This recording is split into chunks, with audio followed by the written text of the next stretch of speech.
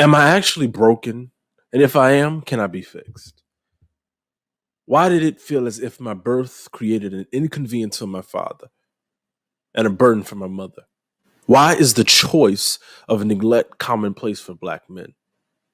Why are Black women forgiven for failing to select better men? Why am I told to distrust the white man when I couldn't even depend on my Black father? If the greatest danger to a Black man in America is the white man, then why do the most successful Black people choose to live among them? Why does my pigmentation determine my aspirations? Why must I live in the past with the pain of my ancestors? Why must I live in the past with the pain of my ancestors instead of creating a future of hope? Why does wanting aspirations of racial togetherness make me a traitor? Why is Martin Luther King Jr. given hero status, but we never listen to our hero's message? Why is forgiveness seen as a weakness and resentment seen as empowerment? Why is white supremacy bad and Black supremacy good? Why is hatred seen as subjective instead of objective? Why must Black people fit in a box? Why aren't we allowed to decide for ourselves? Why must I fit a narrative? Why must I focus on race instead of class? Why does everyone think that they need to help Black people?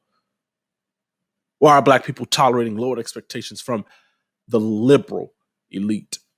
Why must Black people be America's charity case?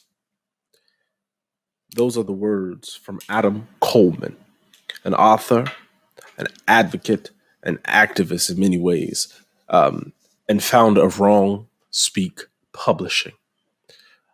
I had the opportunity to talk to him in this particular episode, asking and getting answers for many of those questions. Sum it up, why are Black people tolerating lowered expectations from white liberal elites? And why are Black people always deemed America's charity case? We talk about this and much more, particularly the ins and outs and a bit more detail of Adam's story, his personal story and journey. We talk about this and much more in this episode of Changing the Narrative.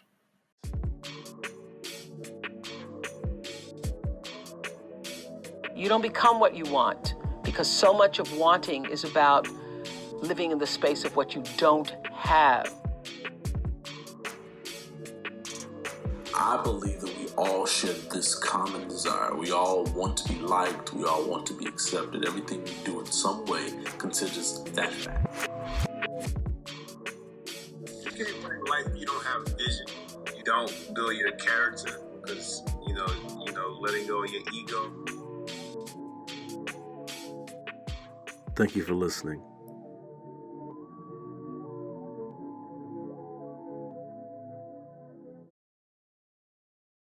Hello, welcome to another edition of Changing the Narrative. With me, your host, Jay Shakur. I have the privilege and honor to talk to Adam Coleman, author and founder of Wrong Speak Publishing, a native of Detroit, and is, I think, saying a lot of the things that I try to say in a more polished, eloquent way. Thank you for talking with me today. Thank you for inviting me. Definitely. I'd like to start off most of my conversations, I guess you could say, kind of a game. I say a word, you say the first thing, that comes to mind, or however you think about it. Okay? Sure. All right. Let's get started. Forgiveness. Forgiveness, necessary. Hate. Ungodly. Family. Important. Religion. Foundation. Masculinity. Necessary. Femininity. Necessary. Justice. Justice. Equality. Equality. Okay. So tell me a little bit more about your backstory. Like what I know from your interview with Gothics that you were a liberal I don't know if you classify yourself as a conservative, a libertarian. I don't know exactly how you would classify yourself, if at all. But what was your journey like from liberalism, being a liberal, to what is known as, or culturally or politically known as, being a conservative? So some of us like to consider it like a red pill. I think for many people, it's not just one dose, it's multiple doses where you start waking up and realizing certain things. I would say that when I really look back, you notice certain things, but you don't connect the dots. So, I would notice a narrative, even as a kid within the community, distrust against other people, especially if we're talking about white Americans, the laissez-faire attitude about just casually being racist towards white Americans, that you can just have it any old any black person or family, random strangers. They're like, oh, look at that white guy over there. Just very casual kind of cavalier attitude. But it was something that I would cast it aside and never subscribe to that particular way of thinking. I was around white people for many years, lived in different types of areas, and my experience was generally positive. I've had some negative, but overall, I think people have negative experiences in an area where everybody looks just like them. So I always kind of kept that in perspective. I didn't let that be the reason why to dislike someone. But from a political sphere, when I started getting into politics around the age of 25, I was told that Republicans are racist and Democrats are for the blacks. And, the lack of questioning that logic, even though I questioned other things in my life, led for me to automatically go down that way. I'm a novice at that point. So let me start as a ground to move forward in politics. But the problem was that by defaulting to that way of thinking, I didn't realize where my trajectory would lead me towards believing in very liberal ideas and liberal policies that actually made me uncomfortable. But once I started to see the amount of manipulation that was happening, once I started realizing the deception from the media, I got introduced to Thomas Sowell. I got introduced to a couple of books that were very interesting, specifically talking about Donald Trump. And when he was elected, I was not a fan whatsoever. But once I started looking at certain things, the Mueller investigation, when they came back and said, essentially they had nothing on him. But for 2 years plus, every liberal outlet that I used to watch would say, this is it. We got him, Russian collusion. And then that moment comes, Robert Mueller essentially says nothing. And then they said, well, Mueller's a Republican anyways. And they just moved on. And I thought to myself, that's really strange. We're just going to act like nothing happened, crap all over Mueller for a week and then just move on to the next hoax. And I came across a book called Resistance at Any Cost that really broke down things and told me information that I didn't even know about. So it wasn't even like, oh, that's not true, because of my liberal bias. It was like, I didn't even hear about this. And then that's what led me down the path of like looking into things for myself. The biggest one is good people on both sides that lie, that they still repeat to this day. Yeah. And watching the actual footage of what he was saying, I was like, oh man. And it's the best way of putting it. It felt like I had convicted an innocent man to go to prison.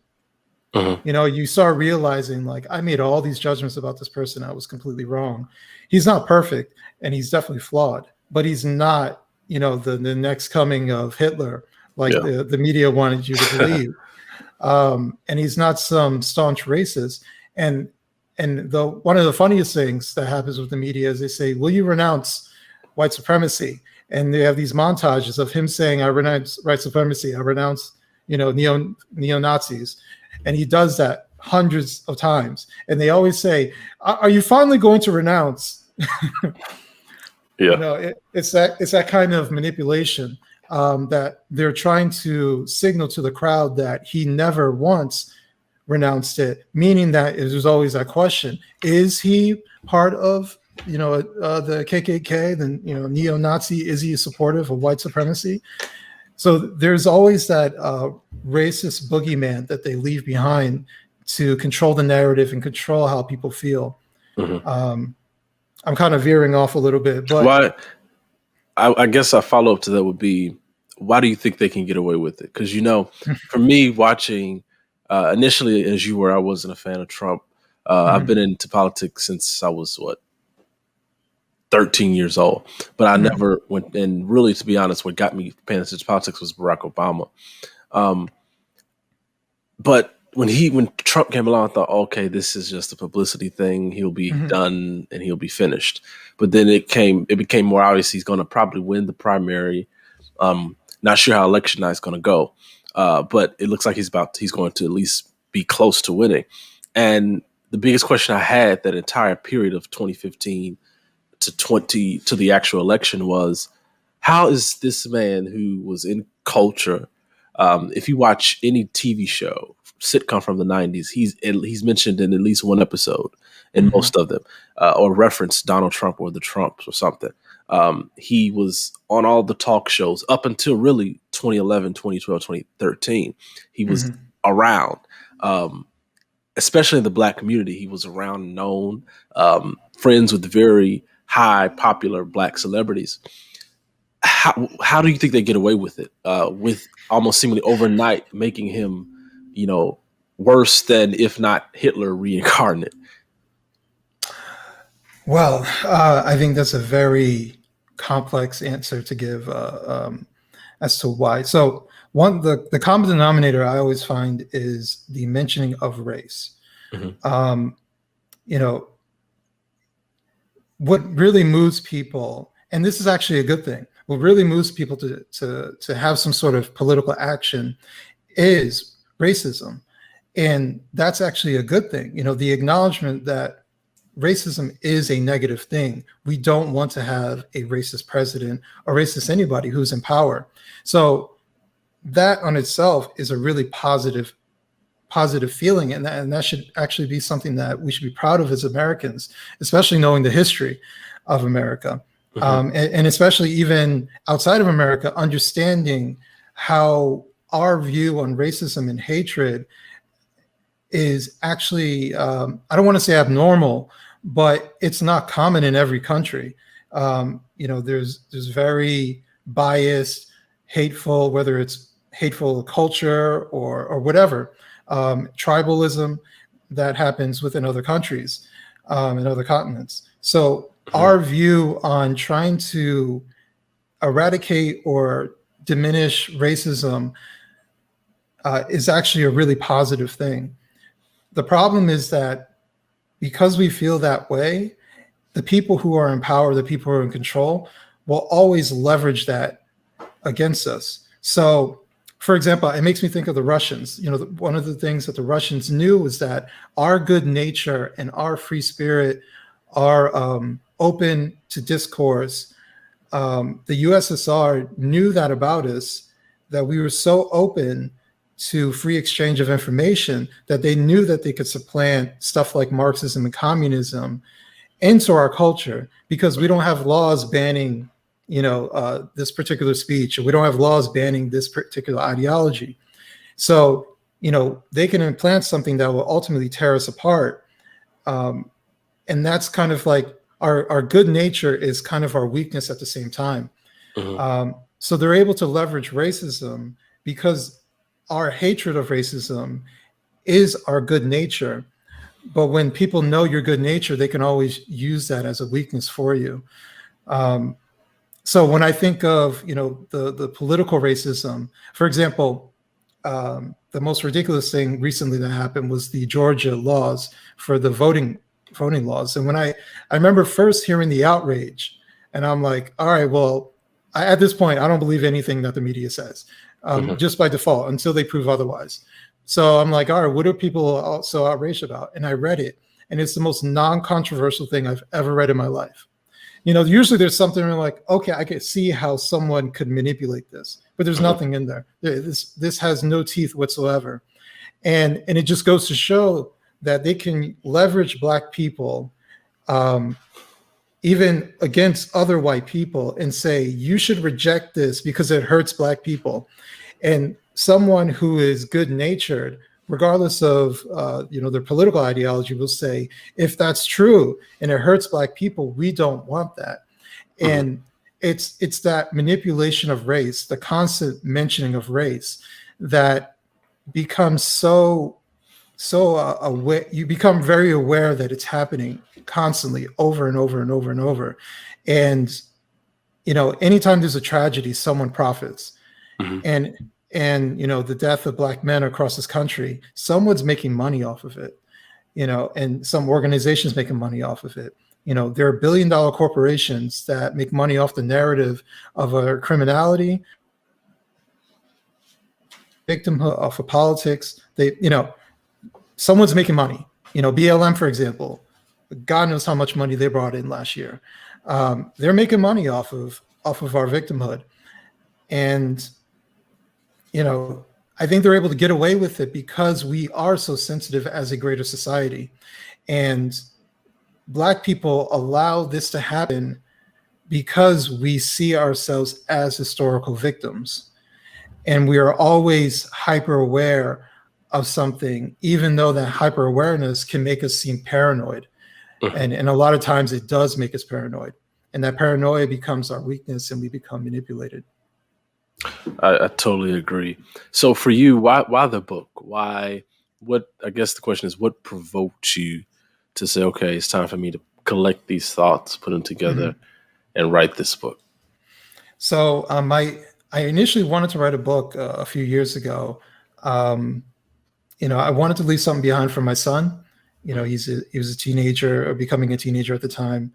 And, I was also like in a personal transformation. I wanted to leave a legacy.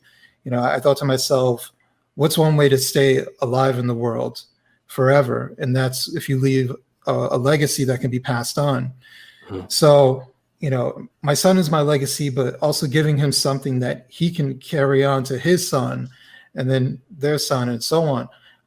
I thought a book was very apropos. However, I had no idea what to write about. And then George Floyd was the catalyst where, we were all locked down. So I had time. And the narrative that came from George Floyd, I actually thought it wasn't even going to be as big as it turned out to be. But he became like this worldwide sensation and movement that just, it seems so toxic and poisonous. That's the best way I can kind of put it. And this was before the body cam footage came out. And I was also in the assumption that it's quite possible that the knee was on his neck and that did kill him. However, the reaction towards that injustice, if that was, we're still debating it today with the trial, but let's say that's 100% true, Derek Chauvin killed him. The narrative behind that all Black men are always in danger by the police 100% of the time, you got to shield them as they go outside. This fear, this constant fear that they're pushing out there was incredibly disheartening and toxic, and it was frustrating, especially for someone who has lived in 5 states throughout his life. And I've lived in majority white neighborhoods multiple times. I've lived in mixed neighborhoods. And the idea that I'm going to be in danger by the police simply because of the color of my skin and my sex was utterly false. And not only was it false just from a personal level, but factually. And so I remember going on Facebook and making a very non-biased post. It was a very long post where all I did was put statistics.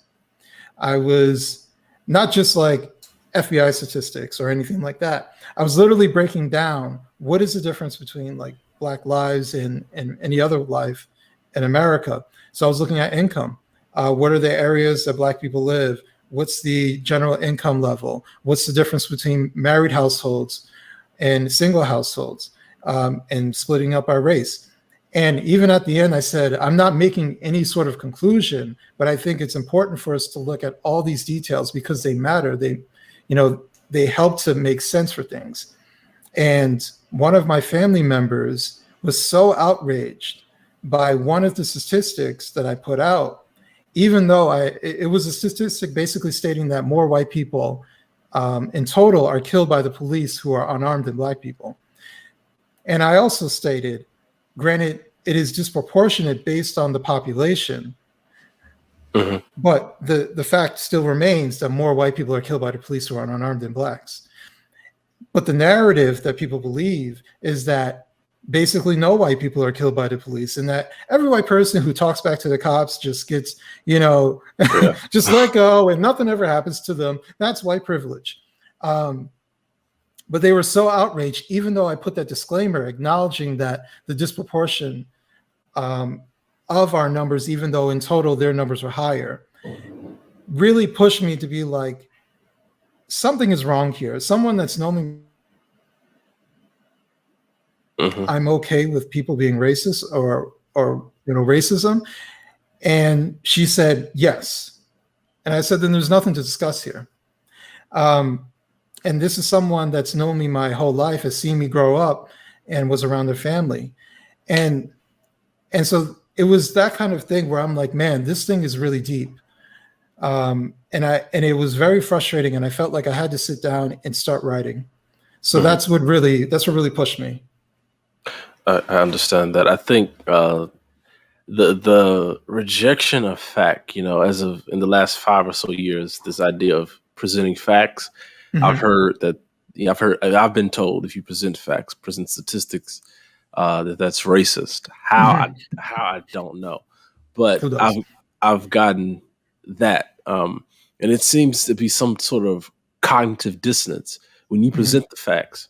When you say that by the sheer numbers, more white people are killed by police officers than black people, because the mainstream narrative has basically inverted that. It causes people, they can't receive it. They can't accept it. And they try to justify it or ignore it. And most often they ignore it. In the book, you talk about your journey a little bit. You talk about your story. You open the book with questions. These are the questions that I have. And when I look at black, you said, I think one of the phrases were, when you look at black culture, you have to ask the question why behind certain things. Would you say you found answers to those questions in writing this book, or is it something you're still, even post publishing the book, you're still exploring and developing and learning? I mean, it would be ignorant for me to say that I know all the answers or that I'm never learning. However, it'd be different if I sat down and wrote this in 2 months. But I spent nearly a year of not only writing certain things, but erasing what I wrote and clarifying even further and looking up statistics and being curious about certain things. There were times that I would look up statistics and be like, I'm going to prove it right here. And I was wrong. And I omitted that because I can't make that claim if the statistics are wrong. So I just didn't put it in. But there was information that I found out that was just interesting just to know, just in general. Like, I didn't put it in the book, but there's more black women who are in the military than black men. I had no idea. I didn't either. I was kind of surprised. So it was just looking up all this different information to try and find some sort of answer, along with just really digging deep into my own life, and looking at the people that I've met. While this book is centered around black people, as you've read in the book, it's not just about black people. It's there are times I dive in and say black, and there's times I'm saying men in general or women in general or people, because I think what's missing in America right now is a message of unification. So I wanted to write this book, if you're black, to make you aware of certain things that maybe you just weren't aware of, that are happening around you, and to kind of put you in a position to be semi-vulnerable. And even if you disagree with some things I'm saying, at least you can take away like, well, he makes a point here, but that's all I need. I just need to make a point. My transformation personally started with just one point, and you never know what can come from that. I also wanted to write the book for someone who is white or Hispanic or someone who's not close to American Black culture. Even if you're a foreigner and you watch the news, you watch CNN abroad, and you're like, why is this the case for Black people in America? You can read this book and have a better understanding as to why we are behaving in a particular way. I'm very interested in psychology and human behavior. And while I'm not a psychologist, I haven't had a lot of disagreements in my assessment or how I assess things just personally. And it makes a lot of sense. And, so far this book has been out just for less than 3 weeks. But I've had people tell me in chapter 2, when I describe what it's like to be a broken boy or a broken girl, and I've had mainly women who say, you made me cry because you explained my childhood in these moments. And these are people, these are women who are white, for example. Some of them, they don't even live in this country, who have told me how it brought them to tears. Wow. Which as a writer, that really touches me, that I'm able to get them to feel something as they're reading this book. That means that I'm succeeding. But it also means that the issues that are happening for Black people are happening for people in general, especially in the West. The disconnection of Black Americans from their family is also happening for other races. And I've met these people personally. I remember one particular time, it was myself, a friend of my fiance's, and the husband of a friend. So the one friend was a white female, and the other friend was a Black male. And all of us have father issues. And we talked about how it felt and what it was like. And we all had the same type of issues. And it runs deep, and you start realizing the level of neglect and all the hurdles that it places in front of us. It doesn't matter what you look like. I agree. I totally agree. Personally, for me, I grew up without my biological father present. I had a stepfather present somewhat, but majority of my life grew up without the physical or even just emotional, relational connection to my biological father. To this day, I don't have it. And I see personally in my life things that could have been prevented if he was present, or things that could have been accelerated that were delayed because of his absence, things that I just needed to know about manhood and being a man and all of that. And I think fatherless or I call it fatherlessness, but father absence, to put it in more succinct terms, be it emotionally or physically, however, is a huge issue that, as you mentioned, spans beyond being Black. While it hurts a lot of the times, and in many cases, disproportionately Black people, particularly Black men, it affects all human beings from all ethnicities, all racial backgrounds. And I don't think it gets talked about enough. I agree. Everything else is talked about, but it doesn't get talked about enough. While in my mind, in my assumption, or in my conclusion of the whole George Floyd thing, while it was tragedy, while it was sad, while I don't necessarily think there's an issue of, because number one, the statistics just doesn't bear it out, but just personal experience, I don't think it's an issue of police targeting Black people. I don't necessarily see that as an issue, as we've mentioned, but I do think there's something to this thing where people get a badge and a gun, particularly, and they go on a power trip and they take advantage of it. There's a such thing as a bad cop, but that doesn't mean we demonize the entire profession of being a police officer. Just like they're bad doctors, but we don't say, forget all doctors. Let's defund all hospital. We don't do that, And so I think because we don't talk about fatherlessness or father absence enough, and we relegate many of the issues, we just generally relegate everything to either racism and hate or to something else. Woke culture has pushed everything now to somehow being racist. I read an article the other day about Pete Buttigieg, who I think is the transportation secretary. And he quite literally was attempting to make an argument about how highways are racist. And how that happens, I don't know. Now, is the infrastructure not up to date in certain cities and certain areas? Of course. Should it be? Yes. Should we work on that? Yes, because it benefits everybody. But to say it's racist, I think that term racist and the term racism and all these terms, white supremacist and Nazi and even fascist and communist, those terms are being used so much that they're becoming meaningless, and they don't have the same effect that they could or should have. What would you say in your research and your study and your writing? What would you say you found to be the you're not a psychologist, obviously, so we're not trying to diagnose or anything. But what would you say, just on your cursory view, is the psychological, or a bit of what you understand about the psychological underpinnings of this woke phenomenon? And when I say that, I mean, like, for instance, Black people vote 90+% Democrat. We've done that for the last 50, 60 plus years. When, number one, most Democrats typically go against our values just innately as a community. They don't support some of the same things that we support. Like Joe Biden, for instance, is staunchly against charter schools. But if you survey and ask Black parents, are they for charter schools and school choice? They will say yes. But yet we voted 90+% for this particular politician. What would you say is the psychological underpinnings of that? I've attributed to cognitive dissonance. All right. So the best way to try to approach this slightly from a historical perspective. So, granted, I wasn't alive, but let's go back to Jim Crow era. So Jim Crow era, you could argue that we were invisible in some ways, or we were either left out of the conversation in American society, at least in part of the country.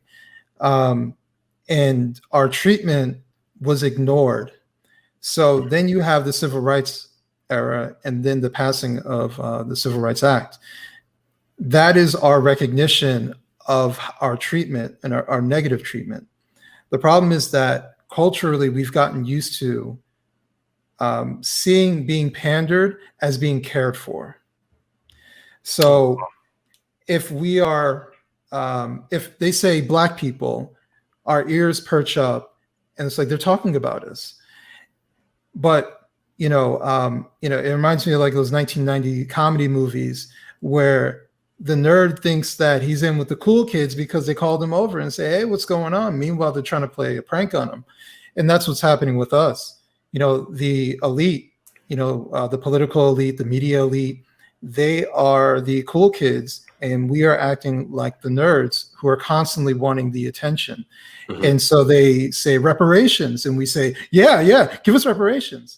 And we look very desperate for someone's attention. Meanwhile, all we need to do is hit the gym and believe in ourselves, and we don't need to hang around the cool kids who are using us.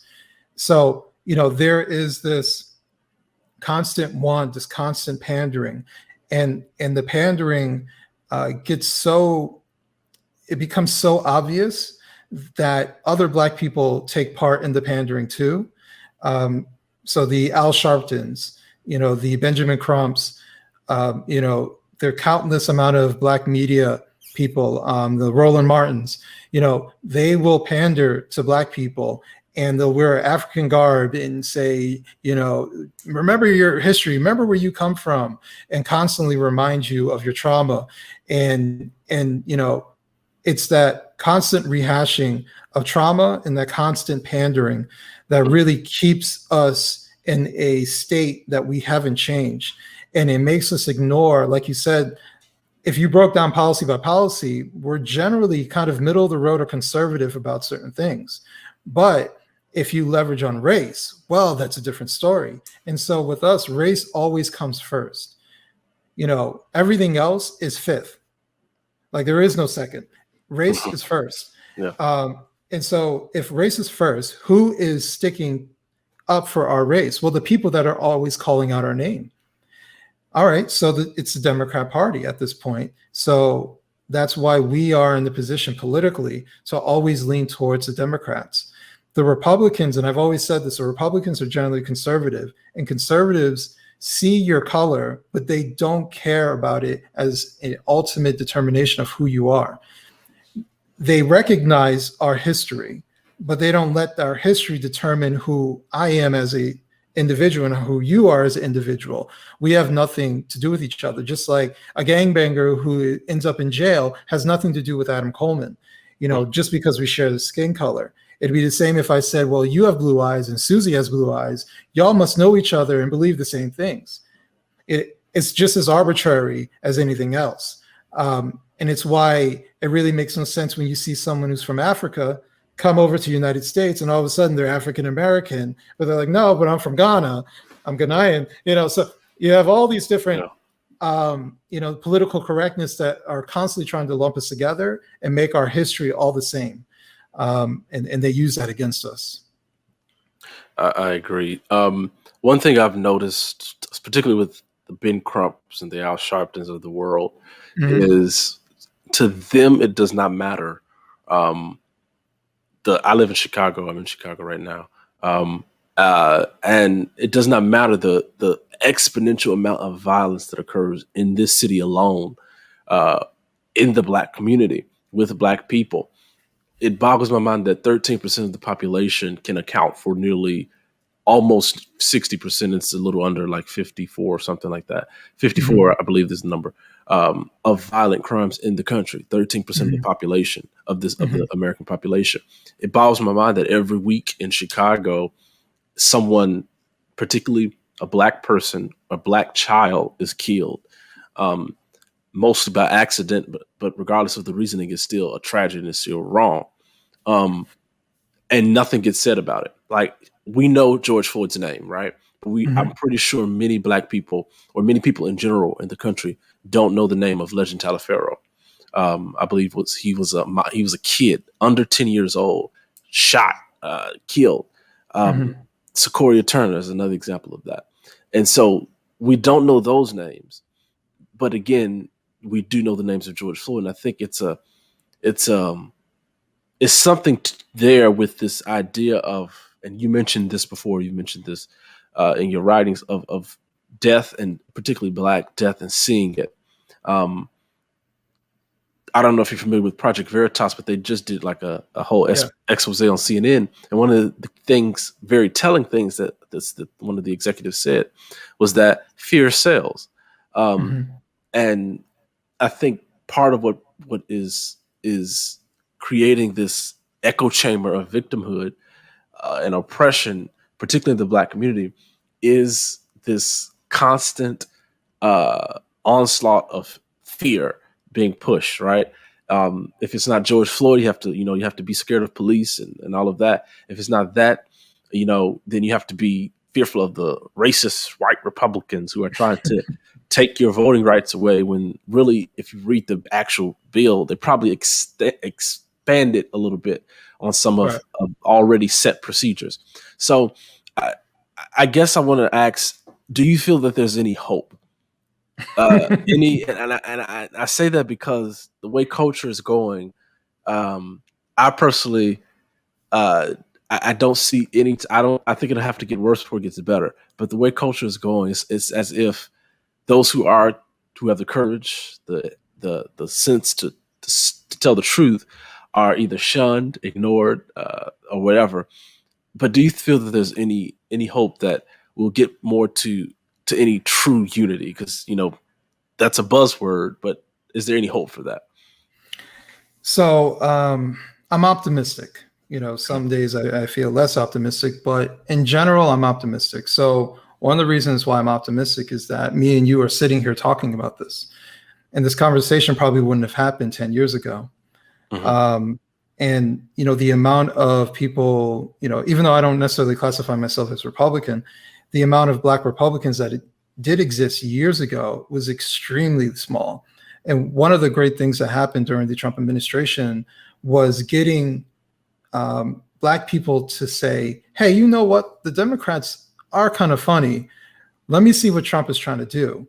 And I personally believe that, for one, without the virus, Trump would have won. I agree. I agree. We had the best economy and God knows how long. And not only for just Americans in general, but for Black Americans, jobs are increasing. And I always go back to economics. It doesn't matter what anything else that's going on. People will ignore it as long as economics are good. So, you know, with Trump and the economics going well, he woke up a lot of Black people. And I started seeing way more Black Republicans, way more Black conservatives just speaking out. And even if they were generally, tried to be cast aside, they weren't necessarily being cast aside. You know, I would say years ago, they would be completely ignored. We wouldn't know the Candace Owens of the world. Now, Candace Owens, even if you hate her, she's got your attention. And there are times that I've seen where people say, I don't really like her, but she makes a point here. Yeah. And that's all it takes. You make one point and that makes people think. And also I think about just people in general. People in general are more middle of the road than anything else. You know, when you get people alone, they're generally middle of the road. They might have one thing here, one thing here. And I think our media and social media highlights the extremists in our society.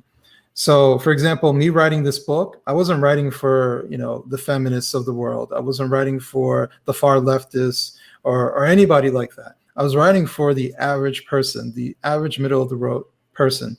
And writing for them makes a lot more sense for them to speak up and realize what is going on. And I think also to kind of bring it back to Trump, because it happened for me, the way that they went so overboard with Trump made me realize how dishonest they really are. And it made me really think about certain things in the past. And, the biggest thing I always go back to is weapons of mass destruction. And we always forget that part, but we tore apart a whole region of the world because of weapons of mass destruction and chasing the Taliban. And going into countries that Osama bin Laden wasn't even in.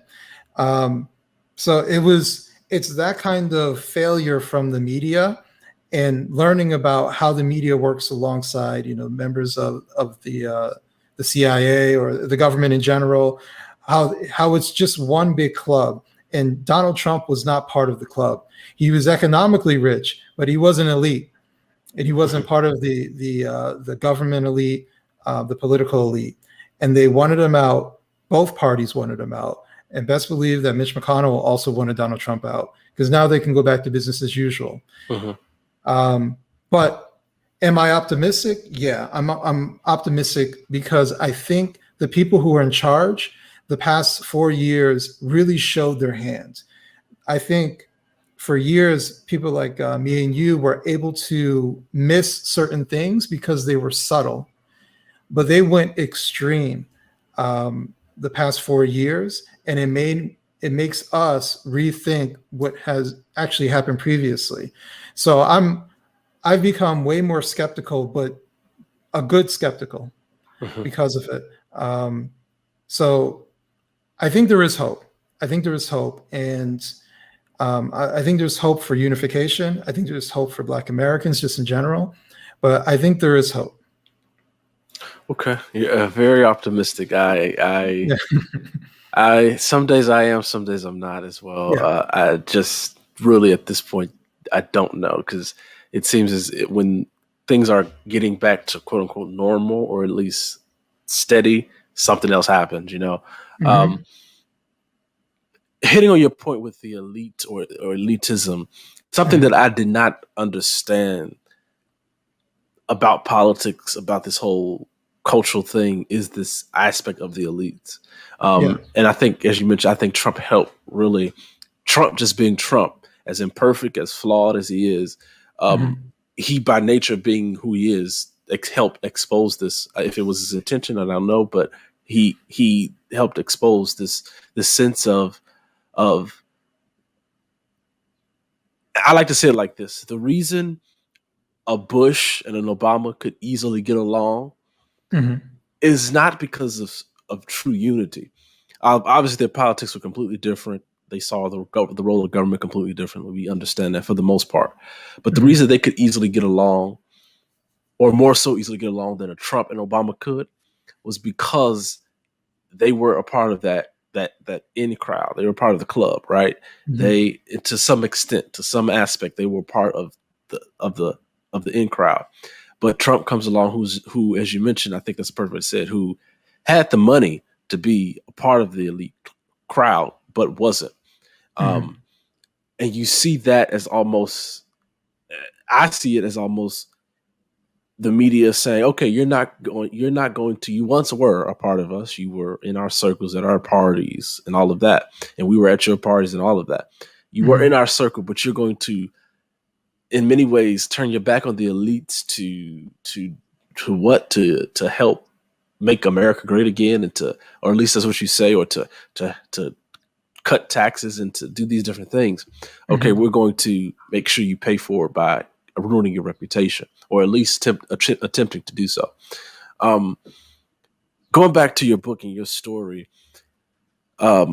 what is it about personally your story? Because you get into a lot of the book, you share a lot of information. Some of it I did know, some of it I did not know, which is a good thing. Some of it, and it wasn't the type of book where, you're going to get all of your assumptions or theories confirmed, right? It's a book where it will validate some of the things that you know, but it will also make you think and connect some dots.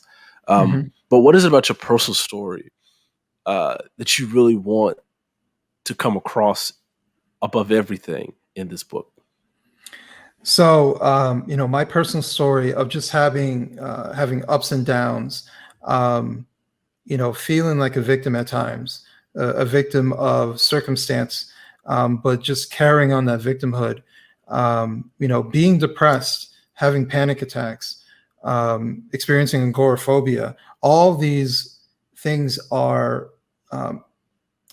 mental issues that I'm experiencing, but there are things that I am able to control.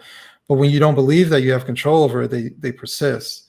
And it took years to kind of realize that how I was behaving and how I was acting and how I was interpreting things, I was acting as I'm a victim, even though I had legitimate things that happened in my life that weren't good, but I think that we all do. And I started to understand that, the determination of a man is about how he reacts to a situation. Or you can extrapolate from man to person, doesn't matter if you're a man or woman. How you handle that situation really shows your character. It shows your fortitude. And, I also talk about aspects of God and how accepting God into my life, which was a struggle for many years. For many years, I wasn't an atheist, but I would say I'm agnostic, which is basically just saying, I don't know which way to go on this. But it's those struggles.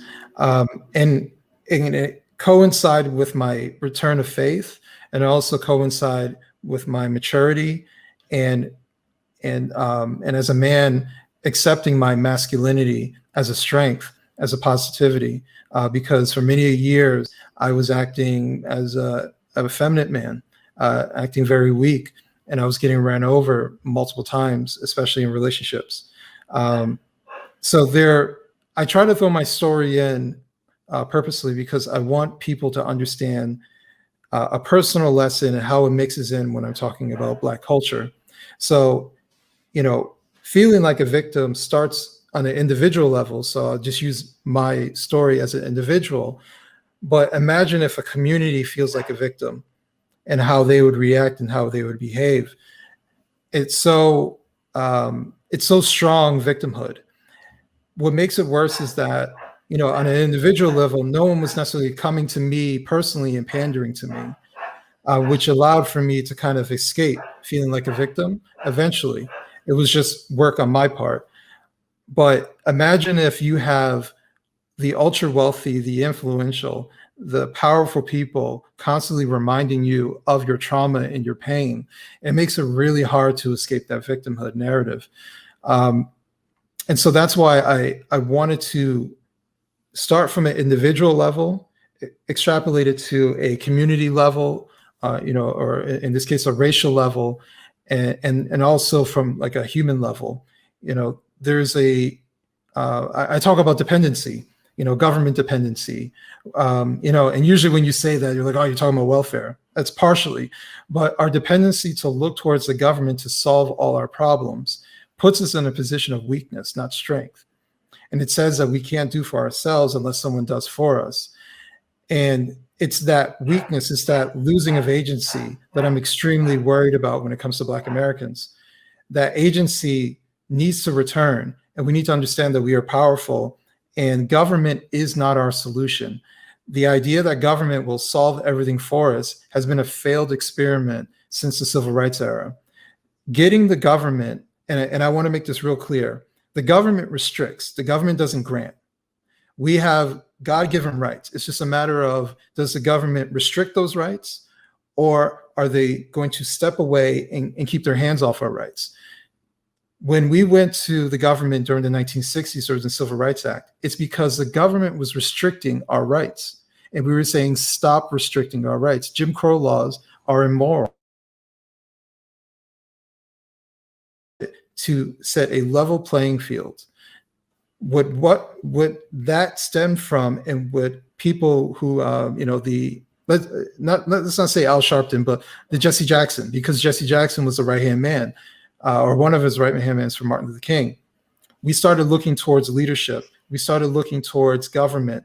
We said, well, the reason we ended up in this position because not enough Black people are in office. Well, that doesn't mean anything. There's barely any Asians in office, and they're economically ahead of white people. So, the idea that government relates into our success is a failed experiment. It hasn't worked out for us ever. And you look at some of the most decrepit, falling apart cities in this country, and I've looked at all the statistics, the amount of corruption, the arrests of public officials, all of these different things, they're all Black. So the idea that your skin color means that you care about me just because we happen to look similar means absolutely nothing. These people who end up in these roles, they could be rag to riches situations, but they end up in these roles, and guess what? They're now part of the political elite. And a lot of times they care about what tax rate you're in rather than what you look like. And so, I use the example of rolling into your ghetto or rolling into your hood in a Mercedes and say, yeah, us Black people got to stick together. The cops out here are racist. And then they get back in their car and go back to the suburbs in the white neighborhood. And they wave at their, Officer Dan. What's going on, Officer Dan? Because he doesn't believe any of that nonsense. Yeah. He knows the truth. The truth is about economics. It's always been about economics and class. If you got enough money, you get treated right. And it's very rare. We like to throw around the trope, a Black man get pulled over in a Mercedes. No, like you're getting pulled over in a Mercedes. Let's say that's true. That's extremely rare. Let's just be honest. If you're in the right neighborhood and you got the right car and the right amount of money, and you dress a certain way, no one's bothering you. And that's the truth of the matter. And this idea that all Black people in every situation is treated the same exact way, no matter their economics. And I'm supposed to look at LeBron James, for example, as some sort of victim. And this guy lives in one of the richest, widest areas that you could ever imagine. This man is the elite of the elite, economically, and also with clout.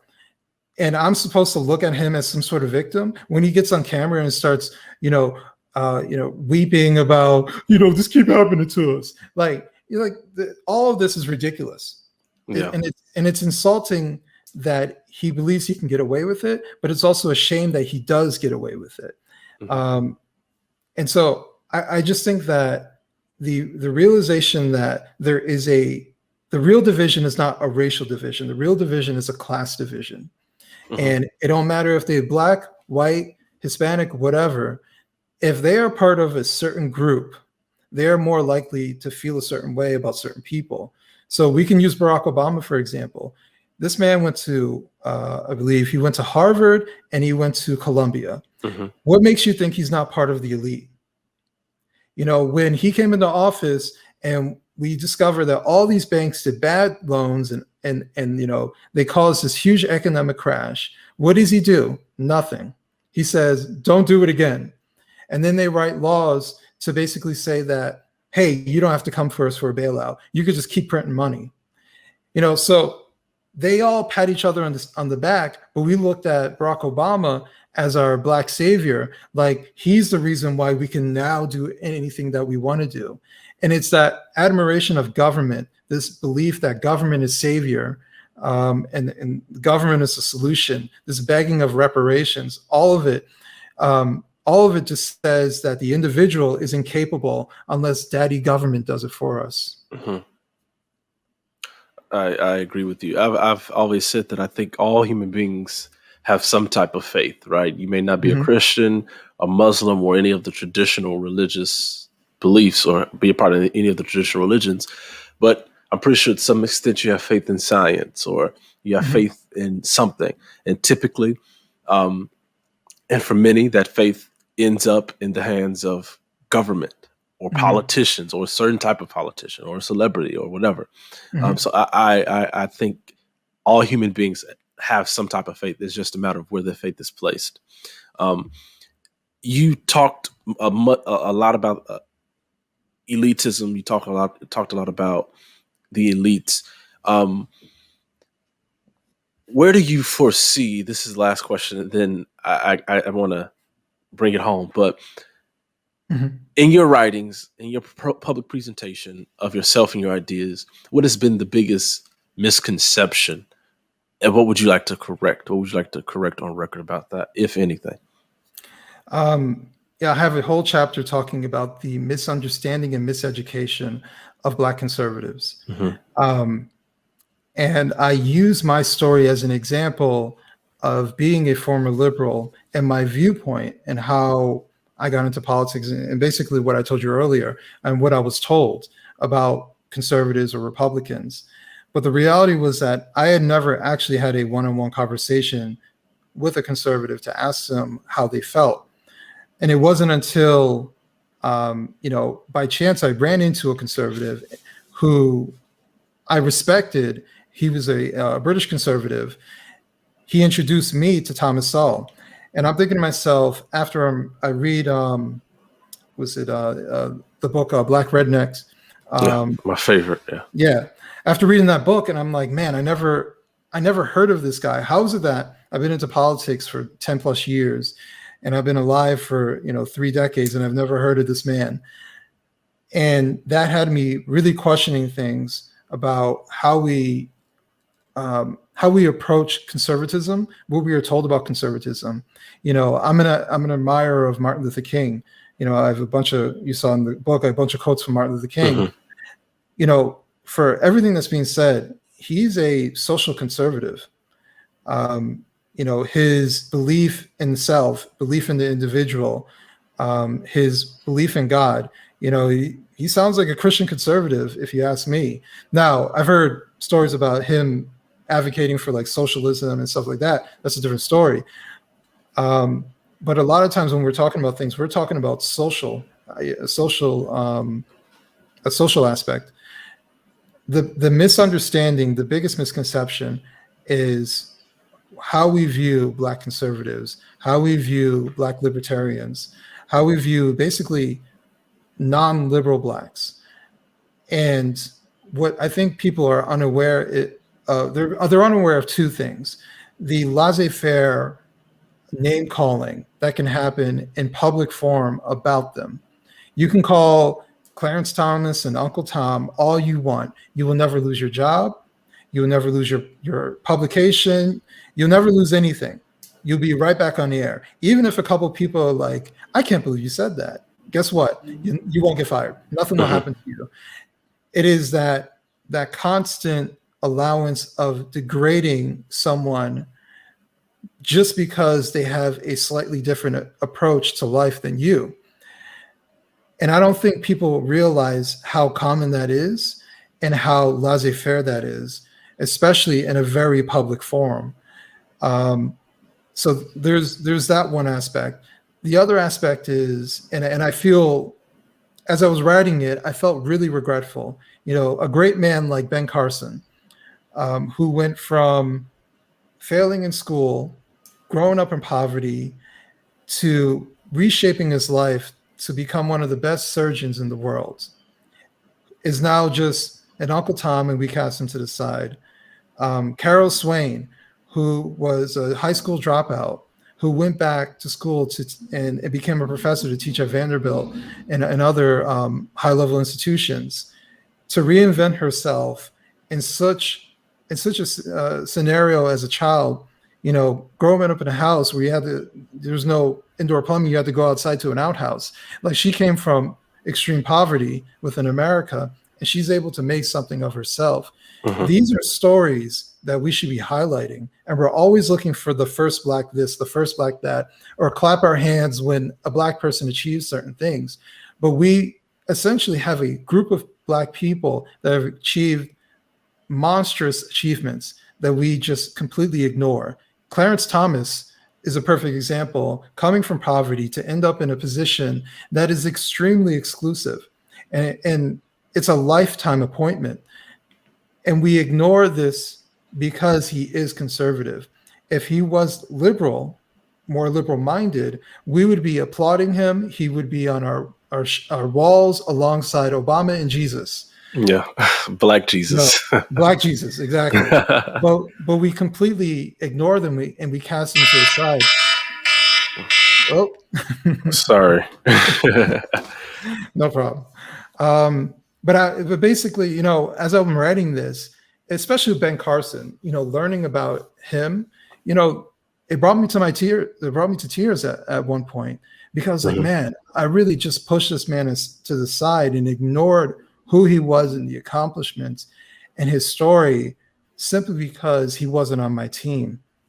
And I think that is a huge gaping hole that I think Black Americans are missing out on.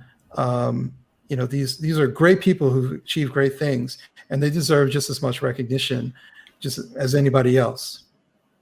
I totally agree. I think Tim Scott is another example. I think, if Mhm. I'm not mistaken, I've read this. I don't know the exact phrasing of it, but I don't remember the exact phrasing of it. But I think Tim Scott, who is currently a senator, is the first Black person to be elected to both chambers of Congress. Um, Hmm. and the way he is, and you can fact check me on that, but the way he is lampooned, I know for sure he's the only Black Republican senator right now, but the way he's lampooned and caricatured, much like a Clarence Thomas or Ben Carson, is extremely disheartening. Um, and it's not like Clarence Thomas or Ben Carson are doing or saying anything crazy or out of the norm or anything. They're really giving, in my opinion, uh, common sense arguments and common sense stances. From the sense that you get from Ben Carson is work hard. If I can Mhm. do it, you can do it. You get the same sense from a Tim Scott, who believes all we need is not necessarily the equality of outcome, which I don't think you can logically or humanely guarantee, but Right. you need the equality of opportunity. Once you're given the opportunity, the sky is the limit. Mhm. And same thing with Clarence Thomas. Those are positive messages that you would want, particularly young children, to hear and to Mhm. be affirmed in. Uh, and it gets ignored or gets looked down upon or caricatured as something that it's not. Uh, but yet someone who probably doesn't believe what you believe or will probably work to implement policy that's against what you believe or want or desire is upheld just because they have pigmentation in their skin. Mhm. So it's the two ends of the spectrum that I think, if we would find the middle ground and say, you know what, okay, you may view this way, you may consider yourself conservative, I may consider myself a liberal or moderate or whatever, but we get together and we say, okay, this is the end result that we want. I think you'll see, at least in the political discourse, you'll see a bit more of that unity. And I also like to say that, although I work in media, I'm a reporter. Um, if people just turn off the news for a little bit, we'll be a much happier country, much Yeah. happier. The title of the book is Black Victim to Black Victor, Identifying the Ideologies, Behavior Patterns, and Cultural Norms that Encourage a Victimhood Complex. Great book. I'm not finished with it. But from what I've read so far, it is amazing. I'm sure I won't be disappointed. Thank you for writing this book. Thank you. You say everything I attempt to say in a much more polished and eloquent way. Great book. Can't wait for all this. This was just released. Can't wait for your next work and to dive into and find out more about your other works. Where can people reach you? Where can people get in contact with you? Yeah, so I'm on basically all the platforms. So for one, you can go to my website, which is www.wrongspeak.net. And what I've been doing is just writing articles and publishing maybe like 2 to 3 articles a week. Either myself or I get other contributors who want to speak openly. You know, I'm all about free speech as long as it is thoughtful. And I try not to be extremely biased when I write certain articles, but I want to be thought provoking as I do so, and I encourage the same from other people. So you can go to wrongspeak.net to find other writings for myself. You can find me on Twitter. I go under wrong_speak. My Facebook page, you can go to facebook.com/Coleman Writes. You can reach out to me that way. A lot of the contact information you can find on the Wrong Speak website. I do a lot of operating through there.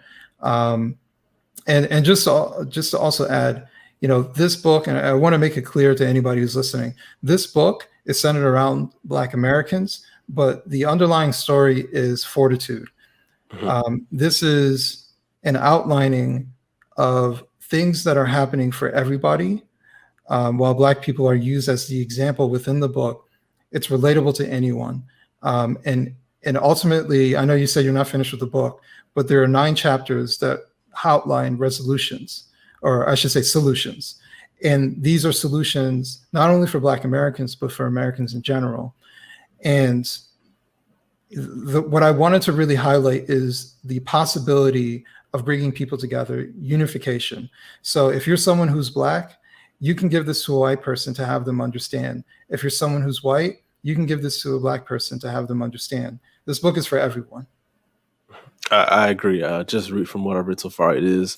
I view it as, like you mentioned, Black people or the Black community is used, which I don't like the term, but Black community is used as a case study, if you will, for these broader truths of really a phenomenon that affects just all human beings, either being a victim or being a victor, choosing victimhood, choosing to just lay down and let life happen to you, or let you actually live life instead of life live you.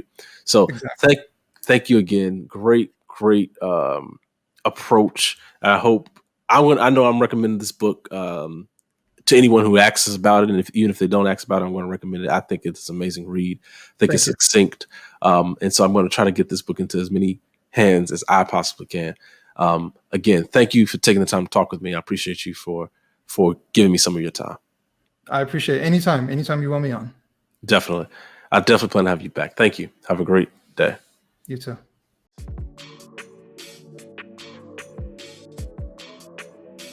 You don't become what you want, because so much of wanting is about living in the space of what you don't have. I believe that we all share this common desire. We all want to be liked. We all want to be accepted. Everything we do in some way considers that fact. You can't bring life if you don't have vision. You don't build your character because, you know, letting go of your ego. Thank you for listening.